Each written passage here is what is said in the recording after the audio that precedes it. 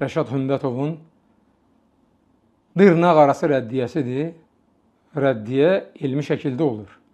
Rəddiyə əsnasında əgər mənə bu dəlidir, məcnundur deyirsə, Peyğəmbər sallallahu aleyhi və səlləmə də o vaxtlar dəli, məcnun deyirdilər. Ona dəli, məcnun deyənlərlə sənin aranda nə fərq oldu? Məyər bu İslam tərbiyəsidir? Və adam təsəvvür edin, o qədər tərbiyəsizdir ki, özündən yaşca böyük. Yəni, mən ondan gör neçə yaş böyüyəm? Ən az 15 yaş. Yaşlı müsəlmana təhqiramiz sözlər və o qədər sən həddini aşmısan ki, deyirsən ki, bu dəlidir, məcnundur. Utanmırsan? Əlbəttə ki, utanmır. Çünki adam hənəfilərə rəddiyə verəndə Əbu Hənifə rahiməhullahı təhqir edir. Adam Kursi ayəsinin zəif hədis olduğunu, Kursi ayəsinin namazdan sonra oxunma barədə zəif hədis olduğunu ispat etməyə çalışanda Əşşi Albanidir deyib Albanini təhqir edir.